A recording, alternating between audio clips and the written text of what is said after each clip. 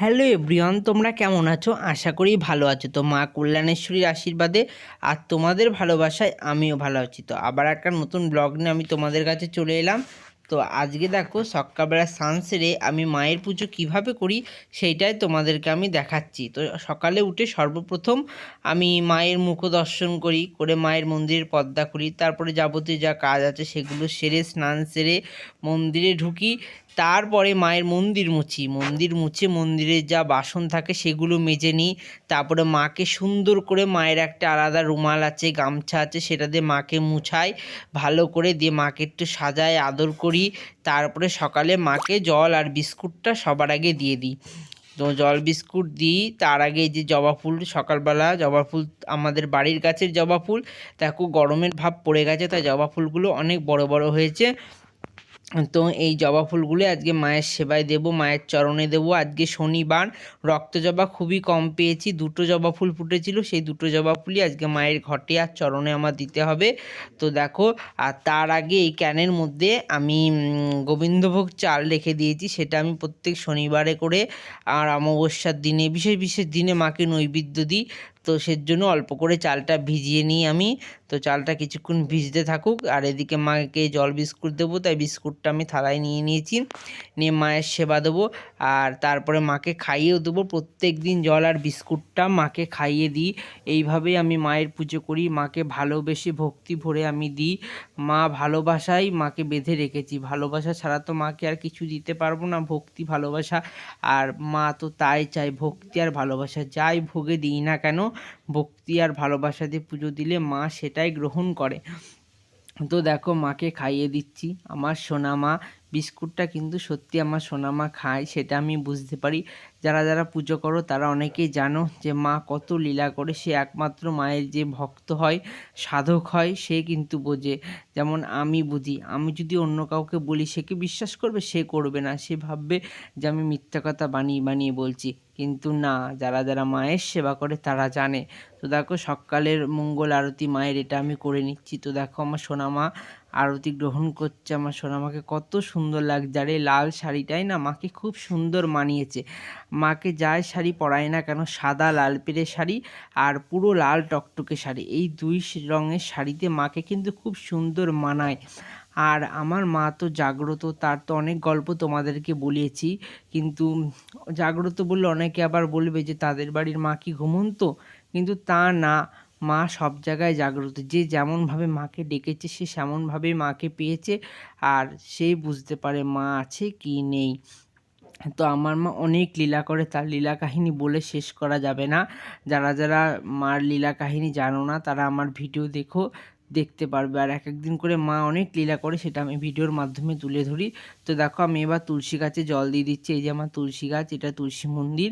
তো দেখো মা তুলসীকে আমি আগে জল দিয়ে, ফুল দিয়ে, ধূপকাঠি দিই, তারপরে পূব দিকে সূর্যদেবকে আমি দিই, ধূপকাঠি দেখায়। আর সেখানে অনেকগুলো ঠাকুর আছে তুলসী মন্দিরের সাইড দিয়ে, রাধা গোবিন্দ, রাম লক্ষ্মণ সীতা, পঞ্চতত্ত্ব, গোপাল সবাই আছে, সবাইকে একটু ফুল দিয়ে আমি ধূপকাঠি দেখিয়ে নিই। দেখো এবার সূর্যদেবকে দেখিয়ে নিচ্ছি, দিয়ে এখানে আমি দিয়ে দিচ্ছি। তো আমরা সনাতন ধর্ম, আমাদের প্রত্যেক মানুষকেই উচিত সকালবেলা স্নান সেরে ভগবানের পুজো দেওয়া, এবং তুলসী দেবী যেন সবার বাড়িতে থাকে সেটা সকলে লক্ষ্য রাখবে। আর তুলসী গাছে প্রত্যেক দিন জল দেবে, ফুল দেবে আর ধূপকাঠি দেবে। তুলসী দেবী তোমাদের সকলের মঙ্গল করবে। তো দেখো আমার সোনামাকে সকলে দর্শন করো। আমার সোনামার কাছে যদি বিশ্বাস করে কেউ একটু পুজো দেয় বা মায়ের চরণে এসে প্রণাম করে, তাদের মনোবাসনা কিছুদিনের মধ্যেই পূর্ণ হয়। তাদের চা পাওয়া যতই অপূর্ণ হোক না কেন, যাদের চা পাওয়া সত্যিকারের মন থেকে ভালোবেসে মার কাছে চায়, মা কিন্তু তাকে সেটা দেয়। তার যদি সৎ চাওয়া সেটা হয়, সেটা মা পূর্ণ করে। তো দেখো পুজো দিয়ে আমি চলে গেছিলাম দাদার সাথে একটু বাজারে, একটু দরকার ছিল, সেখানে আমার মানে ছাগলের একটু বিচুলি আনার দরকার ছিল, সেটা আনতে গেছিলাম।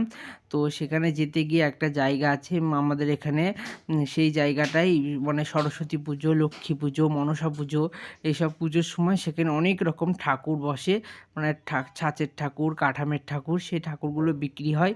তো সেগুলো তোমাদেরকে দেখাবো, তোমরা ভিডিওটা কিন্তু দেখতে থাকো। তো এখানে দেখো একটা স্কুল, মানে আমাদের এখানে সেই স্কুল মানে গার্লস স্কুল এটা, সেখানে দেখো সরস্বতী ঠাকুর যাচ্ছে, আগামীকাল মা সরস্বতীর পুজো, তার জন্য ঢাক টাক বাজে মা সরস্বতীকে নিয়ে যাচ্ছে, আমার খুবই ভালো লাগছিল। আর এখানে এত ঠাকুর আমি কোনো দিন সকালবেলা এখানে আসি না।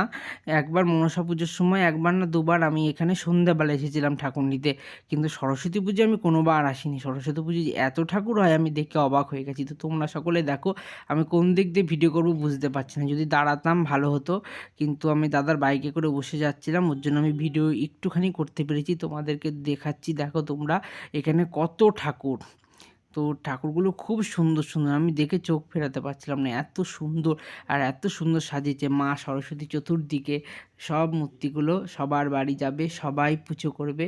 তো দেখো আমার খুব ভালো লাগছিল। আর আমি তো ঠাকুর দেবতা খুব ভালোবাসি, যেখানে ঠাকুর থাকুক আমি একটু দেখি। আর বিশেষ করে এইসব মূর্তিগুলো আমার খুব ভালো লাগে সাজানো গোছানো। তো দেখো কি সুন্দর লাগছে। সরস্বতী পুজো কোনো ঠাকুর স্কুলে যাবে, কোনোটা বাড়িতে, কোনোটা আবার বারোয়ারি যারা ছেলেপেলেরা এক জায়গায় পুজো করে সেইখানে যাবে। তো এখানে অনেক ঠাকুর, এখান থেকে আমি আমার মা মনসাকে নিয়ে গেছিলাম দুবার। তো দেখো এবার সব সেরে বাড়ি যাচ্ছি। তো বিচুলির বস্তা রয়েছে আমার কোলে, ছাগলের জন্য নিয়ে নিয়েছি। তো দেখো আমি বসে রয়েছি দাদার বাইকে। তো আমাকে কেমন লাগছে তোমরা কিন্তু কমেন্ট করে জানিও। তো দেখো ভিডিওটা আর বেশি বড় করবো না, অনেকটা বড় হয়ে যাচ্ছে ভিডিও, এখন আমি ভিডিওটা শেষ করে দেবো। তো সকলে ভালো থেকো, সুস্থ থেকো, আমার চ্যানেলটাকে কিন্তু সাবস্ক্রাইব করো, ফলো করো, শেয়ার করো, কমেন্ট করো, তাহলে আমার খুব ভালো লাগবে। তোমরাও সকলে ভালো থেকো, মা কল্যাণেশ্বরী তোমাদের মঙ্গল করুক, ভালো করুক যারা যারা এই ভিডিওটা দেখছো। আর সরস্বতী পুজো সকলে ভালোভাবে কাটাও, সরস্বতী পুজোয় সকলে আনন্দ করো। যারা যারা ছোট ছোট ছেলে মেয়ে যারা যারা পুজো করবে মা সরস্বতীর, ভালো করে তোমরা পুজো করো, তোমাদের পড়াশোনা মা সরস্বতীর কৃপায় ভালো হোক, তোমাদের সকল মনোকামনা মা সরস্বতী পূর্ণ করুক, এই কামনা করি। মা তুমি সকলের মঙ্গল করো, ভালো রেখো, সকল ভক্তরা ভালো থেকো, সুস্থ থেকো। মা কল্যাণেশ্বরীর পরের ভিডিও নিয়ে আমি তোমাদের কাছে চলে আসবো। জয়।